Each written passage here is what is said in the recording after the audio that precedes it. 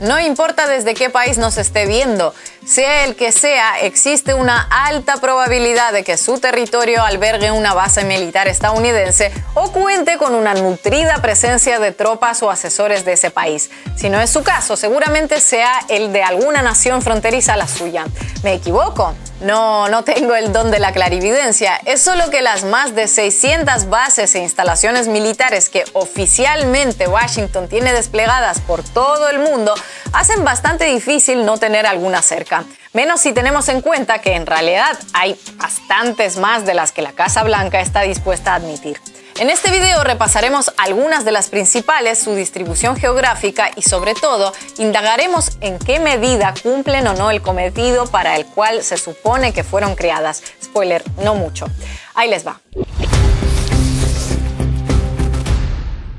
Las cifras oficiales del Pentágono confirman la existencia de 625 bases e instalaciones militares estadounidenses desplegadas en el extranjero, es decir, 3 veces más que países hay en el mundo. Sin embargo, el consenso entre expertos es que la cifra real asciende a al menos 750 distribuidas en 80 países. Es decir, de cada 10 naciones, 4 cuentan con presencia militar estadounidense de forma permanente. En esa lista, elaborada por el antropólogo y académico David Wine y que, insisto, cuenta con el mayor consenso académico, se incluyen tanto las bases reconocidas por la Casa Blanca como otras oficiosas o clandestinas pero reportadas por fuentes fiables, así como instalaciones que en teoría son propiedad del gobierno local pero que en la práctica son operadas por el ejército estadounidense.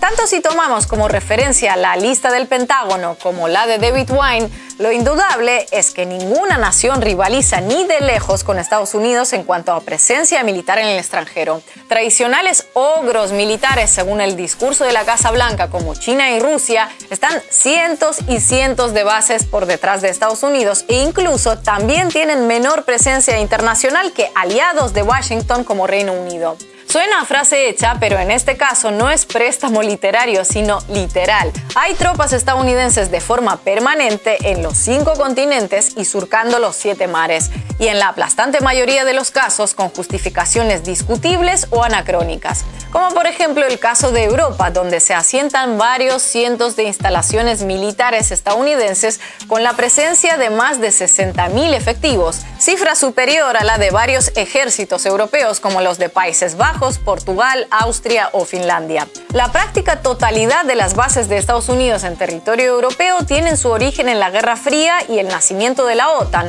donde se presentaron como una necesidad ante la presencia soviética en el este del continente. Sí, tanto ustedes como yo sabemos que la URSS dejó de existir hace ya bastante tiempo. Sin embargo, por ejemplo, Italia cuenta con la presencia de 12.000 efectivos estadounidenses que operan en 44 instalaciones militares. Desde varias de ellas despegaron los aviones que bombardearon Yugoslavia a finales de siglo, en la primera de las muchas interpretaciones libres que desde entonces haría la OTAN de lo que es el rol de una alianza defensiva.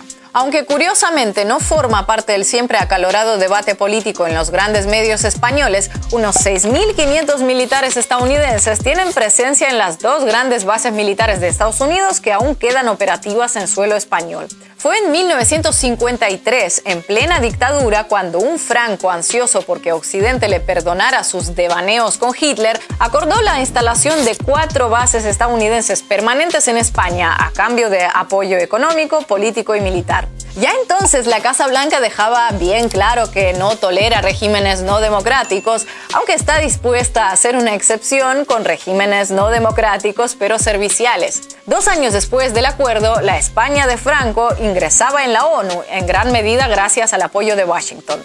Pero sin duda el caso más paradigmático de Europa es el de Alemania. Si las bases estadounidenses llegaron a Italia y España amparadas en la lógica de la Guerra Fría, el polvorín alemán de posguerra no podía ser menos. Un país derrotado y dividido en 2, con una mitad bajo la esfera de influencia occidental y la otra cercana a Moscú. Quienes fueran aliados contra el nazismo pasaron a enemigos ideológicos irreconciliables, con Berlín como capital mundial de esa confrontación. Alemania se llenó de bases estadounidenses y soviéticas, aunque hoy solo quedan las primeras. y no son pocas, más de un centenar de instalaciones militares y 35.000 efectivos estadounidenses desplegados en su territorio. Y quienes sean buenos en historia y matemáticas seguro que ya sacaron la cuenta de que la Segunda Guerra Mundial terminó hace casi 80 años y la Guerra Fría hace más de 30. Un lugar donde la Guerra Fría todavía pareciera gozar de excelente salud es la península coreana. Situación por la que Washington justifica su permanencia en la zona con un elevado número de bases y militares estadounidenses, 25.000 efectivos en Corea del Sur y 56.000 en Japón. La presencia militar permanente de Estados Unidos en la región se remonta a la Guerra de Corea de 1950 y a la rendición de Japón en la Segunda Guerra Mundial, previo doble bombardeo atómico estadounidense, 5 años antes. A día de hoy, la existencia de estas bases, cuyas primeras imágenes fueron grabadas en blanco y negro, con eso queda todo dicho, se sostiene discursivamente solo gracias a las acciones armadas de Corea del Norte, por lo que no me sorprendería que en privado en Washington celebren los lanzamientos de misiles norcoreanos con casi tanto entusiasmo como los celebran en público en Pyongyang. Pero no todo es Guerra Fría en esta vida. Estados Unidos comenzó a asentar su presencia militar permanente en Oriente Medio justamente tras el derrumbe soviético y la Guerra del Golfo en 1991 y la afianzó después de invadir Afganistán en 2001 e Irak en 2003. O dicho de otra forma, instalamos bases para contener la amenaza soviética e instalamos bases aprovechando que ya no existe amenaza soviética. Hoy en día, por ejemplo, es más rápido enumerar los países del Golfo Pérsico que no cuentan con presencia permanente de Estados Unidos que los que sí. Arabia Saudita, Qatar, Omán, Bahrein, Emiratos Árabes Unidos e Irak cuentan con varias bases cada uno y cientos o miles de efectivos militares estadounidenses. En el resto de Oriente Medio también existe presencia militar estadounidense, como en Jordania y Turquía, miembro de la OTAN. Hasta hace poco en Afganistán llegaron a estar estacionados más de 100.000 soldados estadounidenses. Un caso que merece comentario aparte es el de Siria, donde Estados Unidos tiene presencia militar permanente aplicando su plan B de actuación para casos especiales. Si habitualmente la Casa Blanca justifica su presencia en determinado país en que supuestamente fue por invitación del gobierno local, cuando no recibe esa invitación o incluso es rechazada, como en el caso sirio, entonces dice que ese gobierno no es legítimo y voilà, se instala igual. Es decir, meto militares porque el gobierno local es mi amigo y meto militares porque el gobierno local es mi enemigo. ¿No es maravilloso? En Siria, como en el resto de la región, el discurso para justificar la permanencia militar estadounidense se asienta sobre todo en la llamada guerra contra el terrorismo. Discurso que, por cierto, también se aplica para África, donde Estados Unidos posee alrededor de una treintena de bases. Cuando les dije que la cosa era en los 5 continentes, no exageraba. Aproximadamente un 10% de las bases estadounidenses que existen en todo el mundo están instaladas en América Latina, la mayoría de ellas de manera más o menos disimulada. Varias constituciones de la región prohíben la presencia permanente de militares extranjeros, entonces se acuerda esa presencia bajo eufemismos como asesoría, apoyo o entrenamiento de fuerzas locales, de forma temporal pero renovable cada X tiempo. Mediante esa argucia picapleitera se logra camuflar una presencia permanente de 30 años como 30 presencias temporales de un año cada una, lo que demuestra que Estados Unidos no solo es potencia militar, sino también vanguardia en interpretaciones legales creativas. De esta forma, aunque oficialmente casi ningún estado latinoamericano excepto Puerto Rico cuenta con bases estadounidenses, lo cierto es que la presencia militar de Washington en la región es más que evidente en, por nombrar algunos casos, Honduras, Panamá, Perú y sobre todo Colombia. En Honduras, la presencia estadounidense en la base aérea de Soto Cano se acordó en 1954 sin documento oficial, sino mediante un fraterno estrechamiento de manos entre presidentes y no ha cesado desde entonces. Aunque en Panamá oficialmente no operan bases estadounidenses, que fueron paulatinamente abandonadas tras la puesta en marcha de la soberanía panameña sobre el canal en 1999, la presencia militar de Washington en el país se deja notar en 11 instalaciones. Perú cuenta oficialmente con una instalación militar estadounidense en el papel de uso civil dedicada a investigar enfermedades infecciosas, pero extraoficialmente militares de Estados Unidos están permanentemente asentados en 10 bases de operaciones en territorio peruano. Los expresidentes Barack Obama y Álvaro Uribe acordaron en 2009 que tropas estadounidenses podrían acceder a 7 bases militares colombianas. Aunque el Tribunal Constitucional de Colombia declaró que el acuerdo violaba la Carta Magna, la presencia militar de Estados Unidos, que ya existía desde el inicio del Plan Colombia 10 años antes, es desde entonces más notoria, como lo atestiguan los hechos noticiosos de la última década, desde militares estadounidenses heridos en atentados guerrilleros contra cuarteles, hasta escándalos como la violación de menores colombianas a manos de las tropas llegadas desde Estados Unidos.